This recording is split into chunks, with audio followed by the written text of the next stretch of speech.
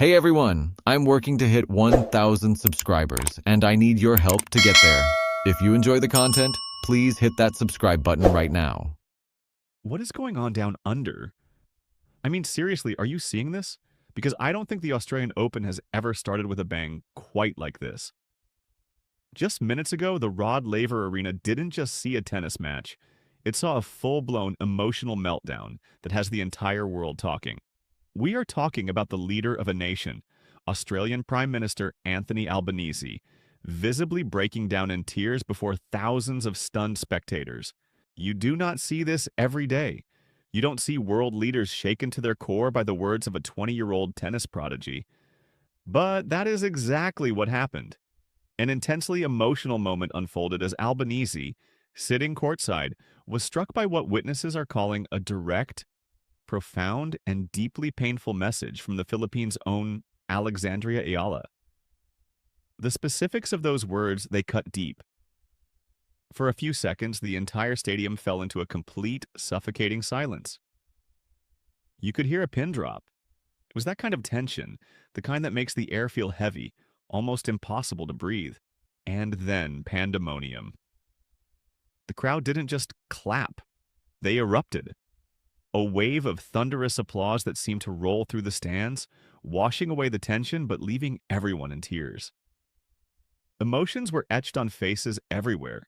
It was raw, it was unscripted, and it set the stage for what is shaping up to be the most dramatic Australian Open of Alexandria Eala's young career. But folks, if you think the drama stops with a crying prime minister, you are dead wrong.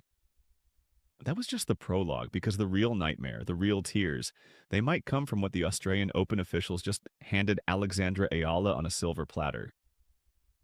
We need to talk about the draw from hell. We need to talk about the impossible road ahead. And we need to talk about the heartbreaking choice that might force Eala to choose between Grand Slam glory and the history-making homecoming she's been dreaming of. Welcome back to Champions Tennis. If you love the drama, the passion, and the hard-hitting truth of the tennis world, smash that like button right now. Let's get into it. Let's strip away the emotion for a second and look at the cold, hard reality facing Alexandra Eala. She has arrived in Melbourne. She is sitting at a career-high ranking of world number 49. She is fresh off a semi-final run in Auckland. She is looking dangerous. But the tennis gods, they were not smiling when this draw came out. They were laughing. Eala has been handed what insiders are calling a nightmare draw. There is no easing into this tournament. There is no warm-up match. Her very first main draw match at the Australian Open, her debut on this stage, is against one of the most unpredictable and dangerous unseeded players on the planet, America's Alicia Parks. Now, don't let the ranking of world number 100 fool you. Alicia Parks is a walking stick of dynamite. This is a woman who shares the record for the fastest serve in U.S. Open history. 129 miles per hour. That is not a serve. That is a weapon. When Parks is on, she hits the ball with the kind of pace that takes the racket out of your hand. She has won a WTA title, beating Caroline Garcia. Eala relies on that lefty spin, the grit, the tactical construction of points. Parks, she relies on pure, unadulterated power. If Eala leaves a ball short, boom, winner. If Eala's serve sits up, boom, return ace. This is a dangerous trapdoor match. A lot of pundits are whispering that this is the upset alert of round one. They are saying Parks has the firepower to blow the 20-year-old off the court if Eala shows even a hint of nerves. And let's be real, the nerves will be there. This is her debut. The Prime Minister is crying in the stands. The world is watching. Can Eala handle the heat of an American power hitter who has absolutely nothing to lose? The pressure is mounting by the second, and every tennis analyst from Melbourne to Manila is picking this match apart, dissecting every possible scenario. Some are even calling it the most dangerous first-round matchup in the entire women's draw. That's how seriously people are taking this clash. But okay, let's play the optimist. Let's say Alex Eala plays the match of her life. Let's say she neutralizes the Parks serve, grinds her down, and moves to the second round. Does it get easier? No, it gets exponentially harder. Waiting final in 2023, Muchova is widely considered one of the most talented players on tour when healthy. She has been ranked as high as number 8 in the world. She doesn't just hit the ball, she plays chess with it. Slices, drop shots, net rushes, she disrupts rhythm better than almost anyone. If Parks is a sledgehammer, Muchova is a scalpel. Eala would have to completely reinvent her game plan within 48 hours to survive that. And if miracle of miracles, she gets past Muchova, who is likely waiting in the deeper rounds. Her former doubles partner, the American superstar Coco Gauff. Can you imagine the storyline? Eala versus Gauff on Rod Laver Arena. Friends turned rivals. The lefty grit versus the supreme athleticism of Coco. But Coco isn't just a friend. She's a Grand Slam champion.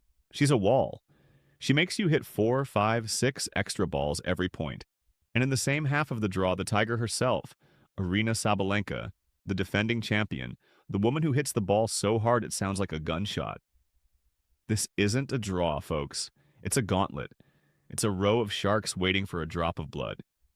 3 Grand Slam champions are potentially standing between Eala and a deep run. The Australian Open officials looked at the 20-year-old Filipina and said, "Welcome to the big leagues, kid. Good luck." But before we dive deeper into the tennis madness, we need to circle back to that moment. That jaw-dropping, world-stopping moment when the Australian Prime Minister broke down in tears. What exactly happened between Anthony Albanese and Alexandra Eala that could provoke such a visceral reaction from a seasoned politician? Anthony Albanese is known for being an emotional and empathetic leader, someone who wears his heart on his sleeve. But even for him, this was an unusually raw display of emotion. Footage of the moment has gone viral with millions of views across social media platforms. People are dissecting every frame, trying to read lips, trying to understand the context. Some fans are praising Eala for using her platform to speak truth to power. Others are questioning whether it was appropriate for such a personal moment to unfold in such a public setting. But one thing is undeniable. Alexandra Eala has transcended tennis. She's become a cultural figure. She's become a voice. And whether she wins or loses in Melbourne, that voice will continue to resonate. The Philippine government has already released a statement praising Eala for her grace and composure. Filipino President Ferdinand Marcos Jr. called her a national treasure and expressed his hope that she would make the country proud regardless of the outcome in Australia.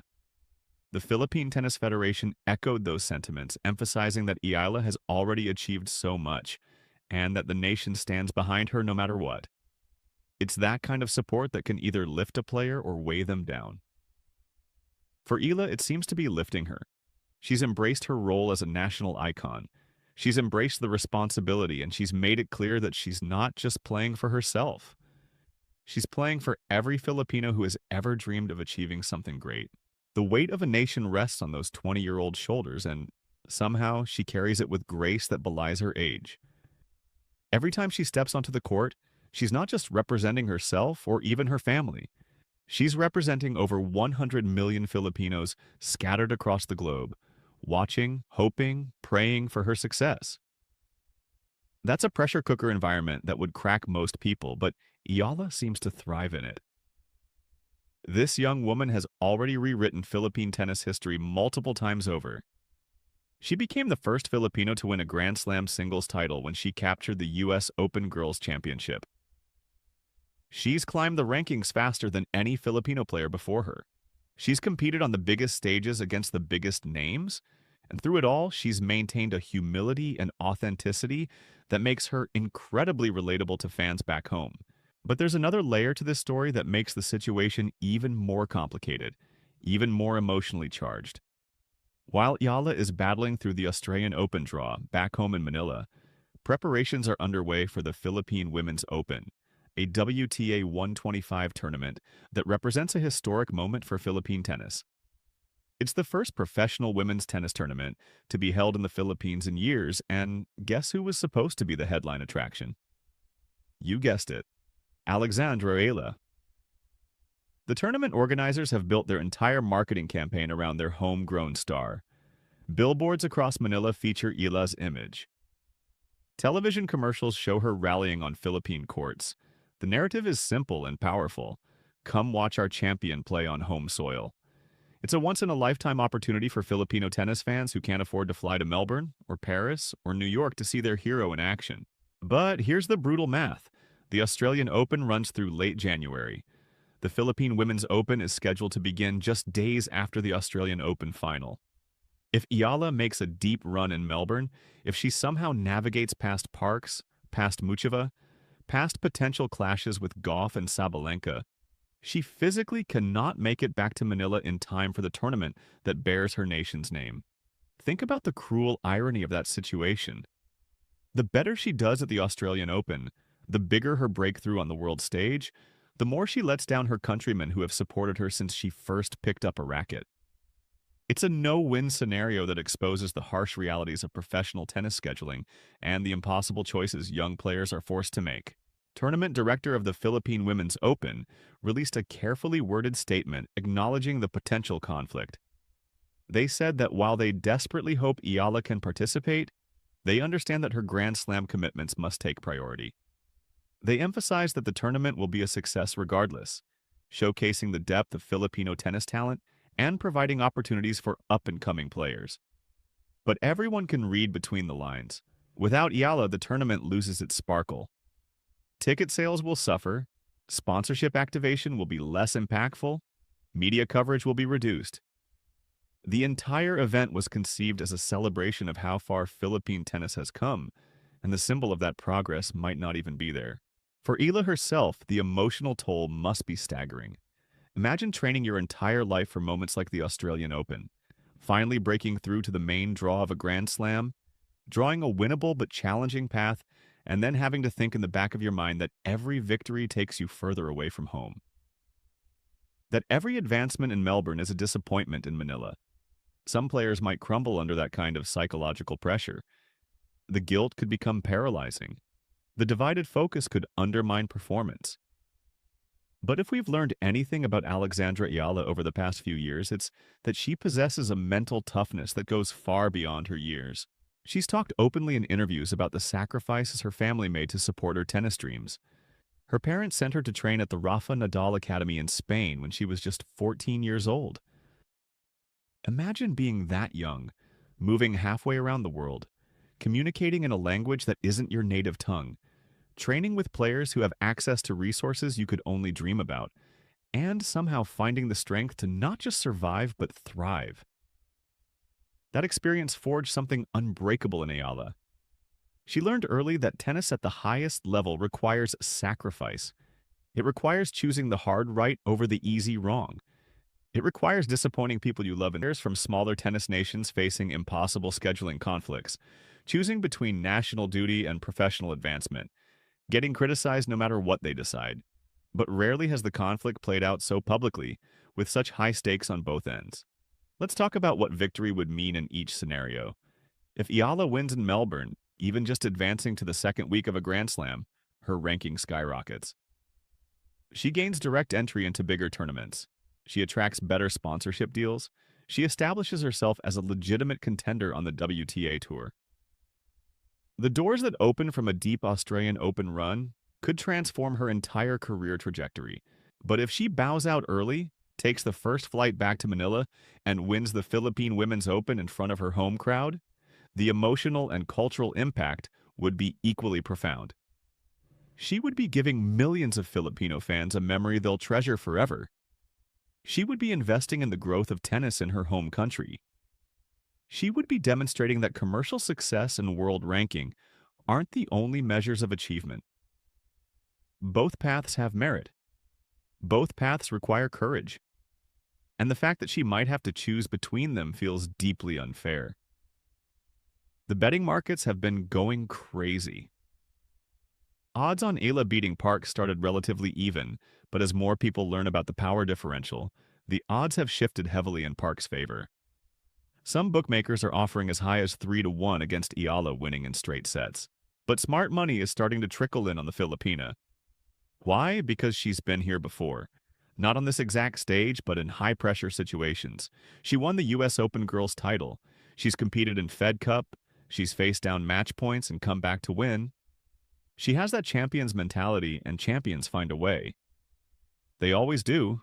The contrast between Eala and Parks couldn't be more stark. Parks is all aggression, all power, all or nothing.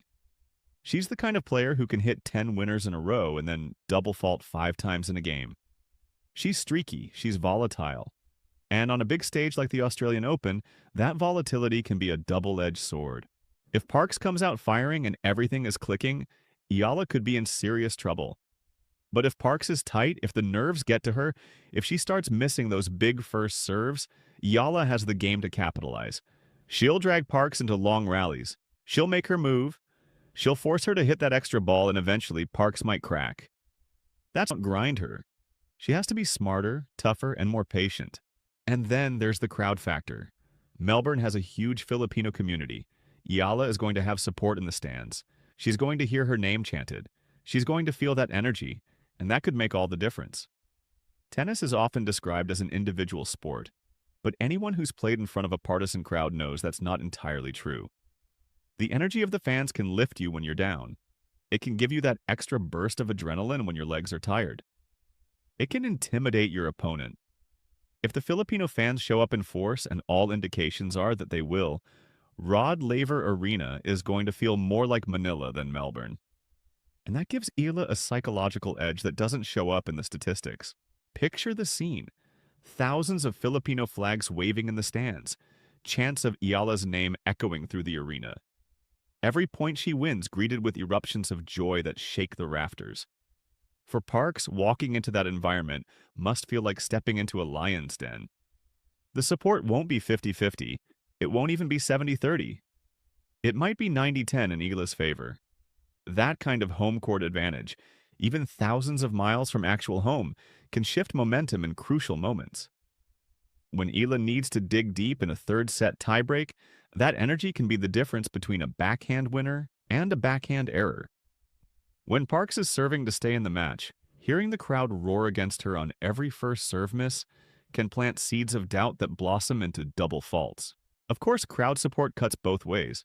If Eala starts poorly, if she falls behind early, that same passionate crowd can amplify the pressure. Every missed shot becomes a collective groan of disappointment. Every game lost feels like letting down not just yourself, but an entire nation. Managing that dynamic, channeling the positive energy while not drowning in the weight of expectation, requires extraordinary emotional intelligence. Eala has shown flashes of that intelligence throughout her young career. Watch her on-court demeanor during tight matches, and you'll see a player who stays remarkably composed. She doesn't throw her racket. She doesn't berate herself loudly. She doesn't let emotion override strategy.